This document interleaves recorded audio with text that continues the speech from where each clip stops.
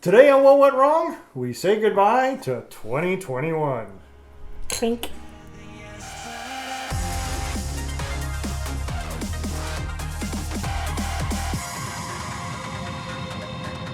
Hi, I'm Brett Mauser, and if you had the fear of COVID, 2021 was probably just as bad for you as it was 2020.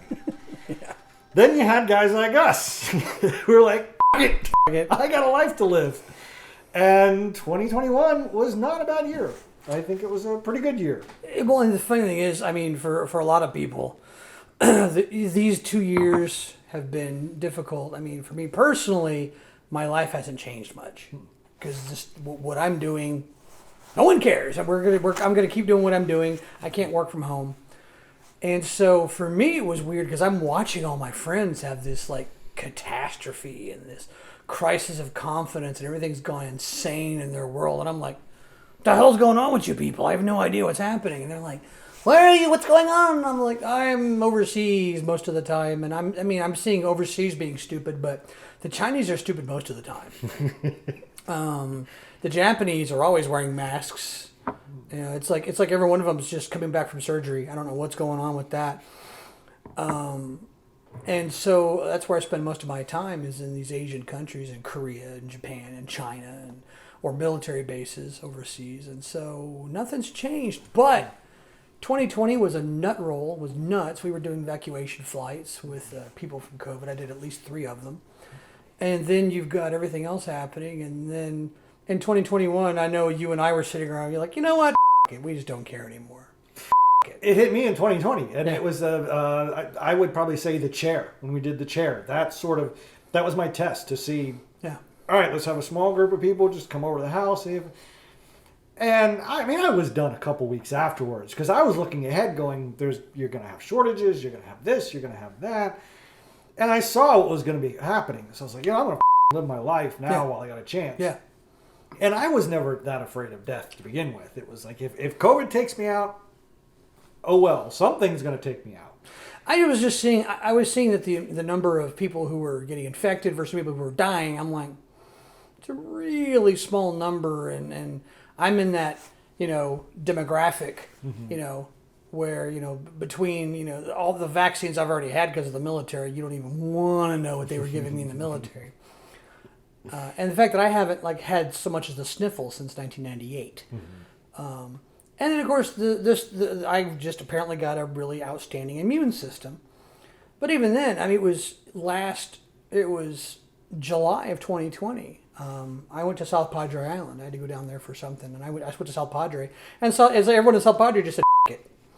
And we were just doing whatever. You go to the restaurants and you wear your mask, but then you sit down and take your mask off because everyone knows COVID only attacks from here and up. If you're below that, well, of course, viruses can't get down there. It's science. Well, I envision you as sort of the citronella of viruses because it was sort of when we had the New Year's Eve party. Yeah. Had a lot of people over here, and it's like, I'm not worried. Jeff's here. He'll all the viruses will go away. Apparently, I stand people next to people, and they feel better. What? I don't feel so bad right now, Jeff. What is it? Anthrax for you, baby. I've had 6 of them. It chases down viruses and other people. Rifles to their pockets and takes their money and calls them bitches. That's the kind of stuff I've had. Well, let's give a little bit of a recap on 2021. Sure. We had planned on doing the long shot, which was going to be 12 films in a year, which we had done 10 with 11 kind of technically because Serial Rabbit 3 fell within that window. So back in 2007, 2008, we did The Innocent Saga. So we knew it was going to be that way, and that was going to be an addendum to this show. We're going to show behind the scenes how things come together and whatnot. We're on the set of Bass Reeves. We're doing a new episode of Jackass. Let's go. Bass Reeves? Yeah. Did I say the wrong movie? You said Bass Reeves.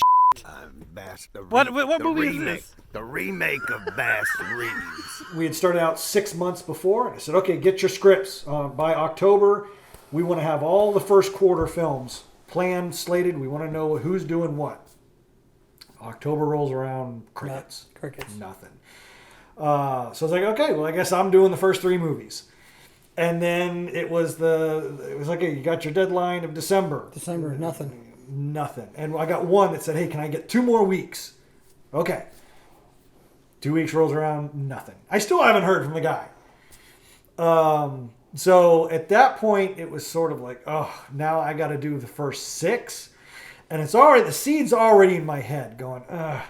So I think it was like the 31st where he asked for 2 more weeks. So I was like, okay, January 15th. And I was thinking, man, I do not want to do the first 6 all by myself. But we rolled into Lady Lawman. And of course, there were issues that popped up and whatnot. But the very first day of shooting was the scene at Rose's Lake. And poor Ryan, she was there all day. And all she had, that whole scene was just standing there by the horse with the rifle. And that was pretty much it for her part. Or also had to like go down there. So she's 8 hours, just not a whole lot. And then came the scene under the tree with her and Ernest. Yeah. And I had my 2 cameras set up on tripods, and I was just, okay, action, roll. And the magic happened. And it was such a magnificent scene. And for the rest of the evening, I said maybe 2 words. I picked up the camera, I went handheld, and I got my angles and got what I needed. And while I was shooting that scene, I realized, because it was supposed to be, okay, we're going to get Lady Lawman done, we're going to move it, we're going to do this, we're going to move on to the next one. And I don't even remember what the next one was going to be. There's going to be this one. Oh, it's going to be this one. And we got to move in March, another movie. Well, at that point, it was like, to kill men like Andrews and his men. So people like Rose and her father can live in peace. okay, we got to slow down because this can be a good movie. Yeah. And that scene, fortunately, it happened on the very first day. Yeah. Because if we had shot maybe something else, we may have just continued just fast tracking it. But that scene and those performances slowed me down and said, okay, let's make this a good movie because this looks like it can be a great movie. Yeah. And there were moments where we changed the entire ending because of the I remember you and I were you were in China and I can't remember whether you were calling or texting back and forth about the ending. We were texting about it, and then I think I got to Korea and I called you, or we talked on the phone or whatever it was. And you were saying, I don't know what to do about this. And I'm like, about what? And then you told me the situation. I was like, that's a problem. This is so unlike you, Brett Mauser. Are you dying? What's going on exactly? But yeah, and you talked about it. And I've often said, it's been said, I've said it several times, you have overly ambitious shooting schedules and you want to do entirely too much. You like to do the Russian thing. We just throw a whole ton of stuff at the bad guys, as opposed to the Americans, where we're like, let's make a bunch of really good things instead of a whole bunch of really things, you know. And thank goodness you had that moment in Lady Lawman where you decided to stop and take a breath and go, I was not expecting this to happen. Okay, but it was a pivot. Mm-hmm. It was a pivot point for you. It was a pivot point for Not So Sane. It was one of these moments where you stopped thinking about having to beat something you did a bunch of years ago, having to better that with just numbers as opposed to with something better. Well, not something better, but something that you could really hang your hat on, no pun intended, where Lady Lawman turned Not So Sane, turned the idea of what you were doing to making movies for the sake of making movies to making good movies because you could, you know. And I'm glad that happened. I'm glad we had that conversation. I'm glad you listened to me when you were. We were able to talk about, and you're like, I think I need to do this. And I'm like, yeah, you probably do. Says, I've got a hero. I don't know what to do. I was like, you probably can't kill them. Yeah, because I remember it's probably the Firefly in me. I said I created too big damn a hero. Yeah. Because it was the scene where she shot Matt Rodrigo, and I edited, cut it together, had the music in, and I went, oh my god, I created too damn big of a hero. Mm-hmm. Oh, she ain't gonna be needing it. Oh!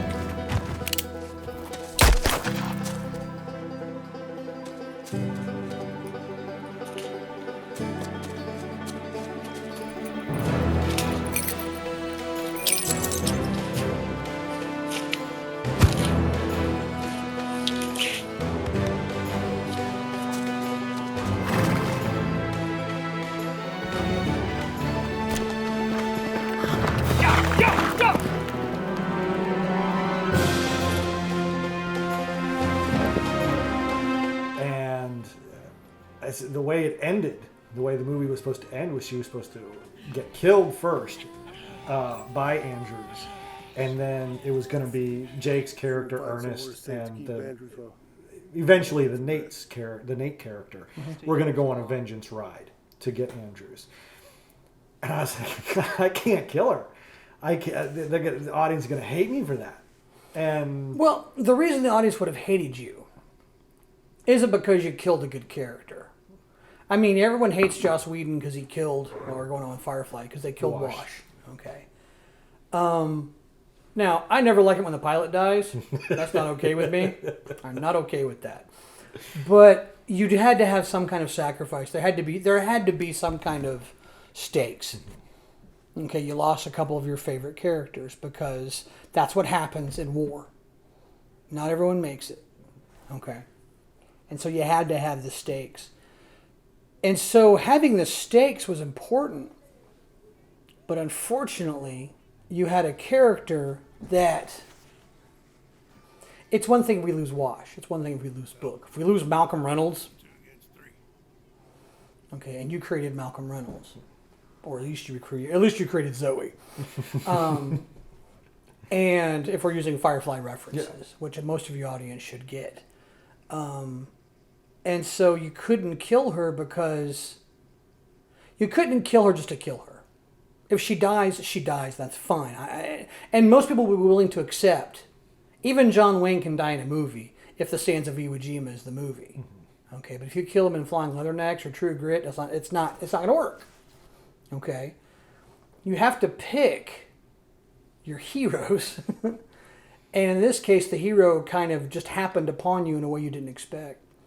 But yeah, you're right. And talking about it and listening, I was like, yeah, you can't kill her now. You just can't. You got to change it. But you couldn't change... Thank goodness you didn't go the route that so many people do and make their hero, especially women, overpowered and whatever else. Because then people would want you to kill her. Because then they're going to hate her and hate you for making her like that. You know? She was still vulnerable and she was still feminine and she was still weaker physically, because that's the idea. You kill that boy about being someplace you ain't no business being. But the strength in the woman, like her, doesn't lie in her physical strength. It lies in her determination, her heart, her intelligence, and her ability to, her willingness to do what it has to get done, and to have the losses. Her father, her husband, Nate, Buck. That is about that. That is what about that character. And 2021, if I could say anything about 2021, was the year that I watched Ponderous, or I watched, well, I guess you could say I watched Not So Sane leave Ponderous behind completely. And the goofy, weird, hurry up and kind of stuff went away. And we got to the point where we're making really good movies with fantastic characters and characters I cared about. And things that happened that I wasn't expecting to happen. And I was super duper impressed with that. Super duper impressed. Well, after we shot it, we of course moved into post-production and went through that. And there was even, we used a lot of royalty-free music, but there was that hero moment where I had to contact somebody, because none of the music I had was working. So that was actually scored by Pablo Schmidt, who scored The Specialists. Right. No, go ahead.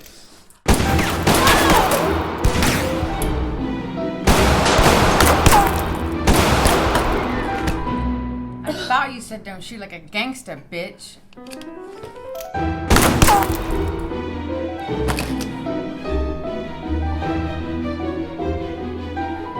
So I contacted him and kind of said, "Look, this is the music I'm looking for," and worked back and forth. And he created a great score. It was a great scene for that scene.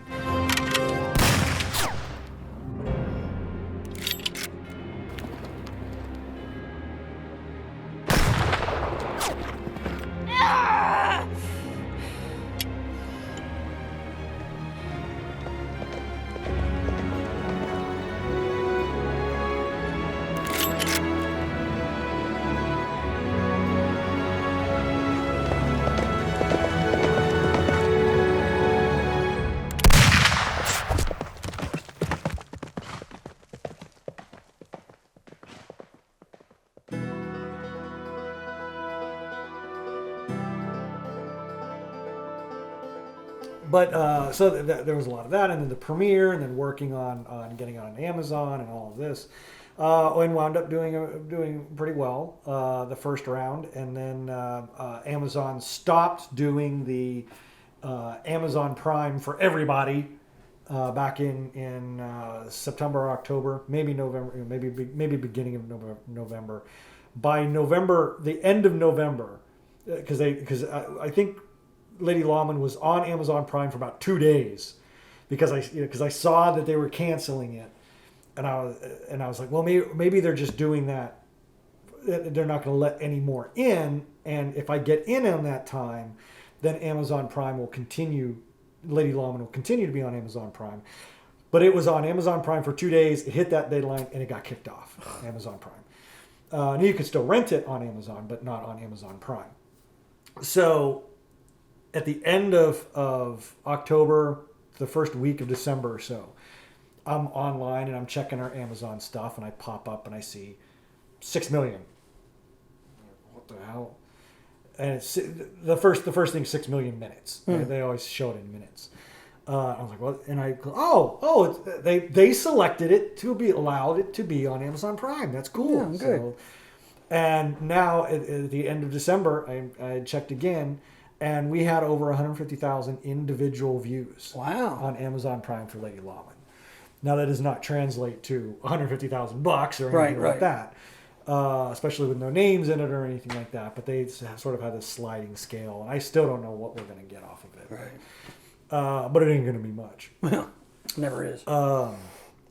So we went through editing, and then in April we were going to shoot Tag, but we couldn't get because I think it was originally going to be February, I think it was going to be originally February. We were going to roll right into Lady Lawman into Tag, but Ty couldn't leave Colorado because of his job, and without getting vaccinated, he would have to be off 2 weeks. They would have to put him in quarantine for 2 weeks before he could come back to work. So that whole messed it up. So he was able to get his. So it looked like he was going to be able to do something, or maybe I'm thinking it was going to be February, and then we pushed it to April because of Lady Lawman. Unfortunately, earlier on, I think in January, February, John McClane, who originally played Dead in Sierra Rabbit 5, made plans to be here in April, and I told him, I said, look, plans change. This is a long way out, so just be aware things may change, and we may not shoot in that weekend or that week. But he had to have everything in at a certain time. So he did, and then when April came and they couldn't make it, then he still had to come to town for a week. Right. So we were going to do something. And I took the week off, and we were going to do something or other. And we wound up shooting a music video for 21 Black, which was fun. Great group of guys. Yeah. The theme song from the Innocent Saga. So we were able to do that, and then John McClane had his directorial debut while he was here. We helped him make a movie called She, which was basically written on cocktail napkins, because it was the day before. I think I sent an email to him or a text. I said, okay, we got it. Something. We got a free day tomorrow. If you can write something, this can be your directorial debut. I'll help you shoot it, and I'll edit it, and we'll do this. So he wound up calling Joey. Joey got involved. Gigantor, for those of you that need a reminder. And they wound up contacting Paige. And Jake loves McClane, so he and Adolph were the cops and everything. And then posted that up. And then the people who lived in the town that we shot in, Jake posted that video to some Facebook group that was in Utopia, that was about Utopia, and the Utopian people did not like it, and they said never come back to town. Oh no! So that was I think the last time I was ever on Facebook, because I was like, I don't need this garbage. People are gonna say don't come back to our town because we made a little short film. F you. On with people. But yeah, and then we moved, and then when Ty actually was able to get here in June, but the guy who was going to play Carl had family stuff to do in June, so he couldn't do it then. And that's when you and I had that tough conversation. I'd really like this guy to play Carl.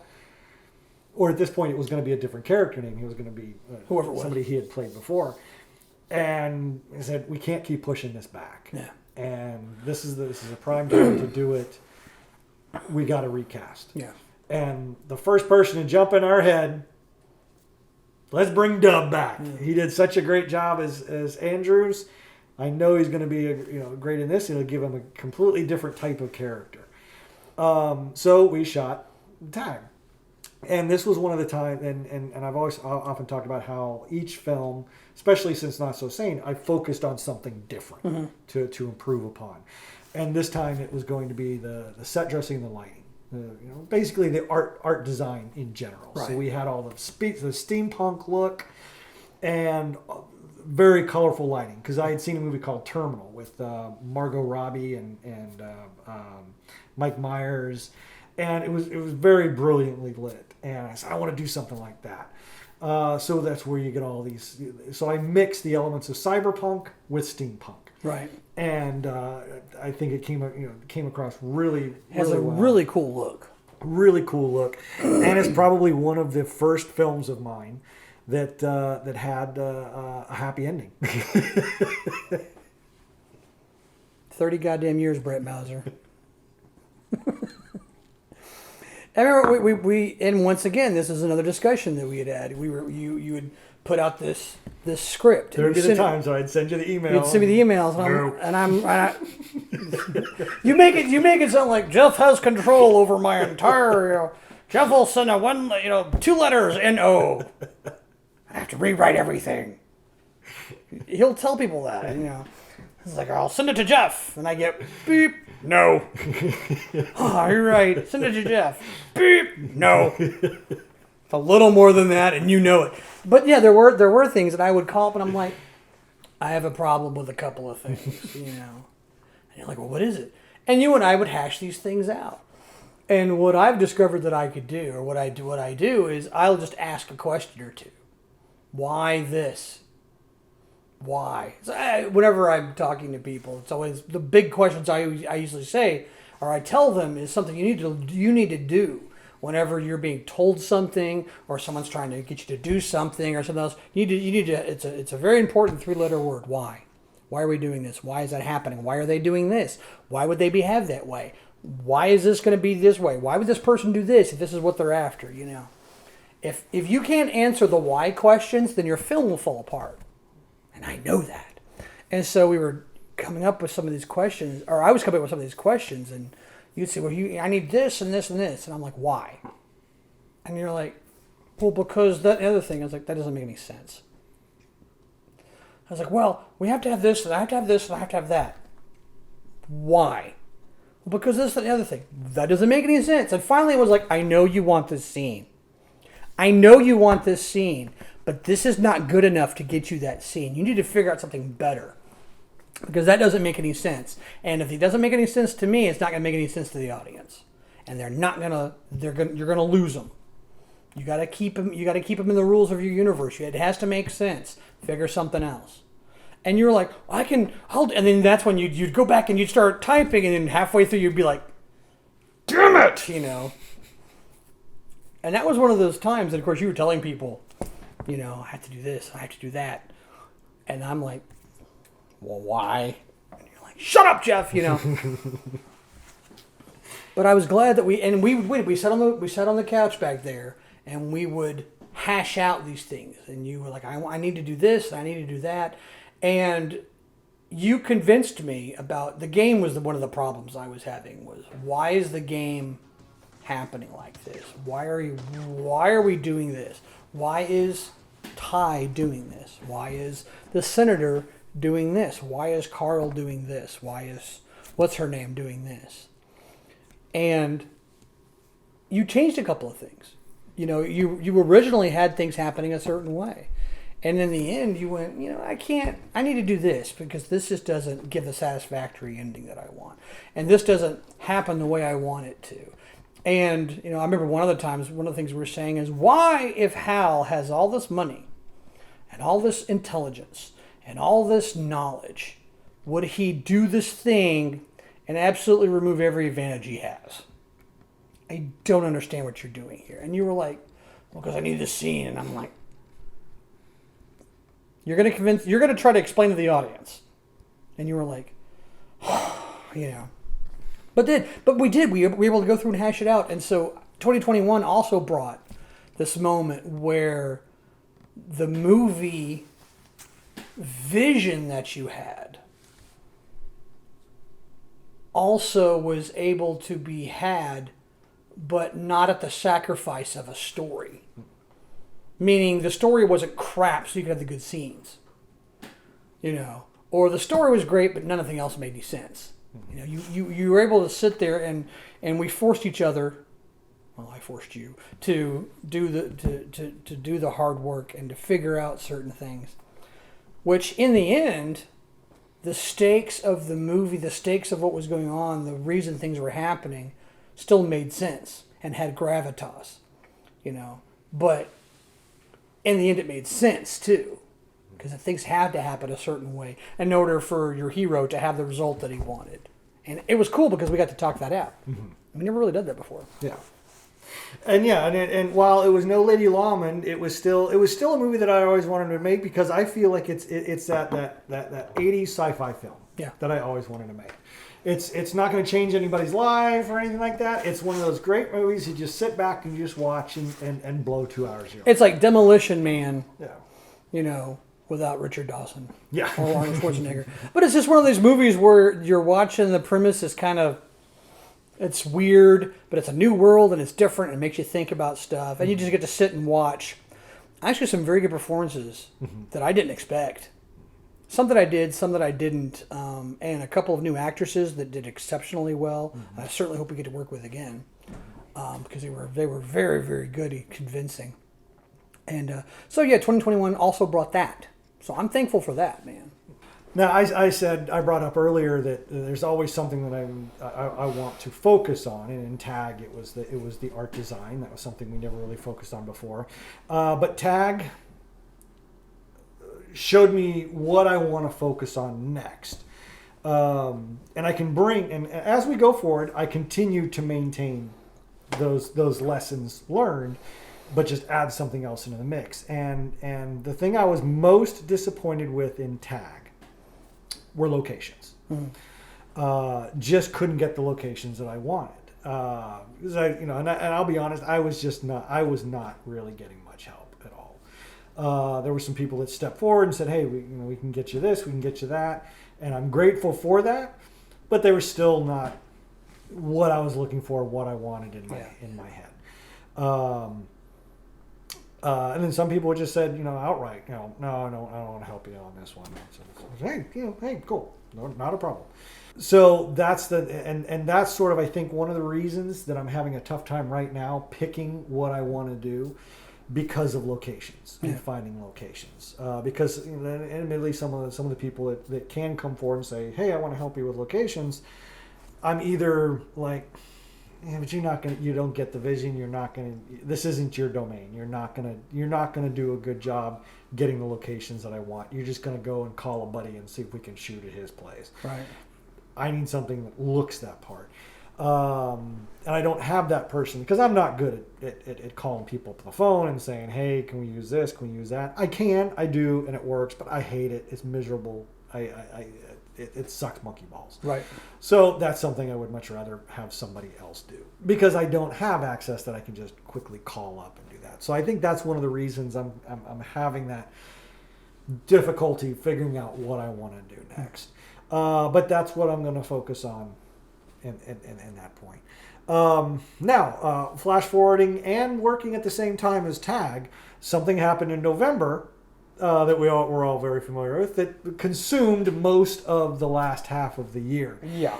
And that began really in TAG. I remember Ty had gotten into town. I think it was the same day that Carlos Dubb got into town that I was meeting my handler for Project Veritas. I took him to dinner, actually. And I needed you to take them to dinner so that I could meet with my handler. I just told them that Brett's got a business meeting he's got to take care of. And they're like, oh, okay. I'm gonna get you some Tex-Mex. Let's go, kids.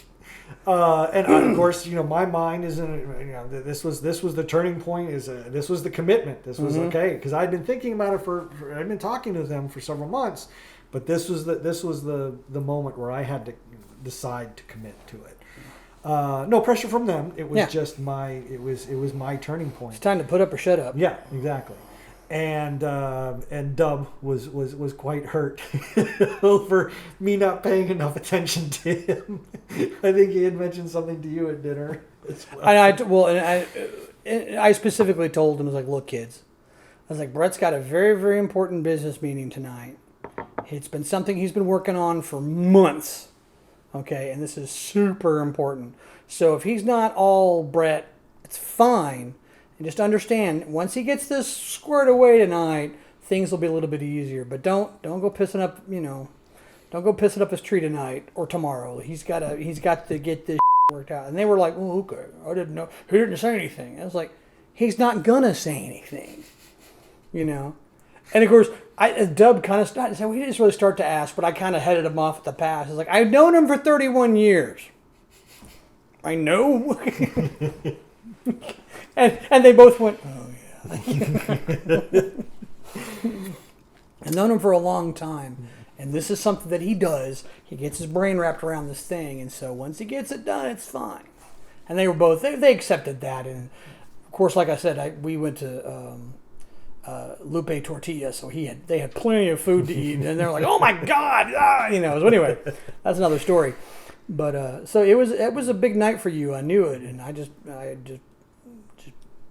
kept it to myself and just took them to get food. So that did consume most of the rest of the year for me. Yeah. There was a lot of back and forth. What footage are they going to use? And this was where I went to Project Veritas and exposed the journalism training, quote unquote journalism training. Journalism training, propaganda instruction, indoctrination phase 1. But over that time, I think we were able to release Tag in October. I think it was. Yeah, it was October. We released Tag Conspiracy on Amazon, and then Project Veritas hit in November. Late November. And then some people got what I was doing. Some people still to this day, what did he do? Did you watch it? Yeah, I didn't get what he was saying. Just get out. Get off my planet. Yeah. So that plus the recovery, and then you're being able, and leaving Ken's, obviously, leaving my job, and then being able to spend some time with the family, with the folks up in Arizona, and back and forth the Thanksgiving and Christmases, and had some great times with them. And then of course we had our big New Year's Eve party. Just a couple days ago. A metric ton of food. Yes, way too much food, and just as many cancellations. Never too much food. Don't lie. I love me the leftovers. And then a lot of cancellations. A lot of people pussing out, and not. Hey man, more for me, more for us. And that brings us to the toast today. Toast today. So, when it came to what went wrong, were there any moments of the series that we did this year that were some of your favorite moments of what went wrong the series? I liked it. I enjoyed doing the thing with Dub and Ty. That was funny. That was fun. I was watching one of those the other day, and I was sitting over there, and y'all were talking about the movies and all this other stuff, and I'm just sitting there very quietly, just watching, and you turn to me and says, "Jeff, you have no interest to be here." I was like, "Nope." And I think that's one of the funniest things. It's always been amusing because you surround yourself. I say you surround yourself. You are usually surrounded by people who want a part of what you're doing or want to be in what you're doing, or for whatever reason, whether it's because they like making the movies or they like the excitement of it or it feeds their ego, whatever it happens to be. And they all want to be in your films and work on your films, and I don't. And you have people, even your actors and actresses, who have no idea what it is that I do here, which that's good. But I've had some. I remember we had an actress one time. They were like, who are you? And I'm looking at her like, well, really? Okay. No, I mean, I don't get all like, what do you mean you don't know who I am? I'm just kind of like, you're working with Brett Mauser for at least 3 or 4 years now, and you don't know any. I mean, I've been here the whole time. I'm usually on these sets. I have a weekly series with him. Usually on the sets whenever y'all are doing stuff. I'm usually at the premieres. I'm usually here doing all kinds of stuff, but that's fine. It doesn't. This isn't my world, so it doesn't hurt my feelings. It amused me. Yeah. No, I get it. It amused me greatly. I also like. There are certain times you say, we're gonna do one of the things. I'm like, okay, what's it gonna be? And you give me some kind of like vague outline, and go. And you're sitting here and you start talking, and I'm just trying to keep up with what you're doing and trying not to say the F word more than 20 times in an episode, which is another thing we've talked about that I have a problem. And that little what a he is. What a pathetic little that little brain is. You work with nothing but mousy. You're the most racist I've ever met in my life. How the do these people exist? How are they in the news? Well, that's because they can do nothing else. Jeff's out of control. I also like that if we can help your students do stuff or help someone do stuff. My expertise is not film, although I do, because of you, have a certain amount of knowledge, and I have a freakish memory, so I can remember things. And so if you've told me something, it's freaking stuck in my head usually, and I can bring that up, hopefully at an opportune time. So I guess I've got that weird kind of thing where I'm not into movies, don't like movies, don't enjoy movies, but I know a lot about them, and it's all because of you. And I'll bring that up whenever, using quotes or things that have happened or examples and different things. And I like whenever I can do that. if it helps your students especially. Yeah, well, that makes you a great addition to these conversations, because you are getting sort of that. You've got enough of a foot in it that you understand what we're talking about, but you're outside of it enough that you can talk from an unspoiled viewpoint. Right. I'm the outsider. Yeah. At the feast, I don't understand I am a caveman. Your ways are strange to me. And you've got you have all these film students and these film people, and they want to talk about this, that, and the other thing. And I'm like, yeah, I don't know what any of that means, but it was crap. But this was that, and but we had the exact so and so. I'm like, yeah, whatever. I don't know what that means, but I'm watching the movie, and you're boring the shit out of me. So you got to fix something, And they're like. They come to you, and Brett's like, your audience. He's right, He may not have the technical knowledge, but he's right. That was bullcrap, See, I said bullcrap. Hey, you like that? But I'm glad that I could do that and help you with that, help them with that. Because in the end, I know education is the biggest thing, because you're doing this to help. I mean, it's with the AAR, it's the after action review, what went wrong, and. I mean, some of them are fun, like, a Christmas movie, Halloween movie, those are goofy, and who gives a crap, really? I mean, those are just kind of weird things to sit around and just talk about. Yeah. And for people to go, what about this movie and that movie? You forgot this one and that one. What's wrong with you people, And that's fine. That's perfect. That's what we want. But then there's other times we're talking about, character development and arcs and how not to do this, and make sure that you don't make a character too powerful or not interesting enough, and make sure your shots are right. Lighting is important, sound is important, design is important, special effects versus visual effects, and versus and how those work, and the difference between them, and how they can help you but hurt you, because for every a really good scene, for every even Lady Lawman, who has all these visual effects in it because it's there to hide things. Then you got, so they have the character development, and all the special effects and visual effects are kind of in the distance somewhere, as opposed to Bender's, where it's all in your face. Yeah. But the actors are kind of doing their own thing. And so you have that happy medium somewhere. And that's the stuff I'm glad we can do. Yeah. I can help do that. Yeah. I don't have much else. I would probably say I enjoyed the conversation that we had about history with Dub. That was probably one of my favorites. I think the Beyonce moment was one of my favorites when we were talking about Cleopatra. Right. People say, well, Cleopatra should be black because she's Egyptian. It's like, no, she's Greek.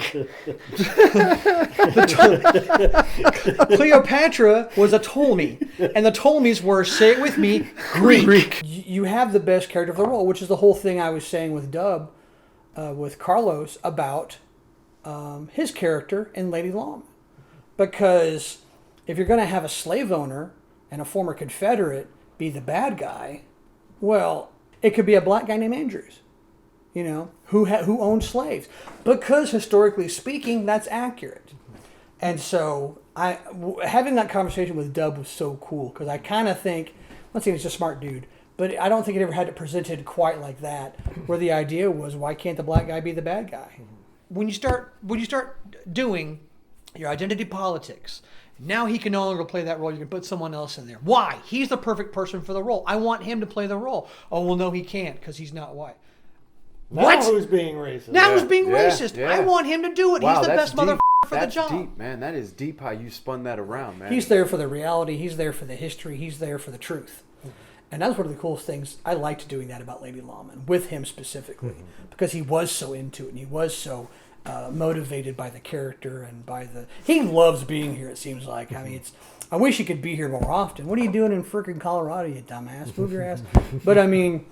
You know, not like there's not stuff here, and we don't have snow that you have to shovel.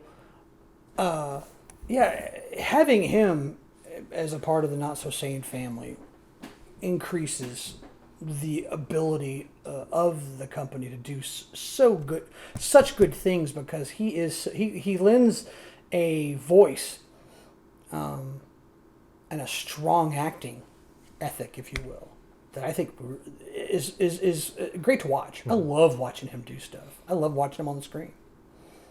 I always have. So to wrap up our 2121 in review, best moment, whether it's on camera, behind the scenes, what was the best moment of 2021 for you? Hanging out here with Dub and Ty and you and everyone, and doing the filming with you, and that acting with Charles, that was cool.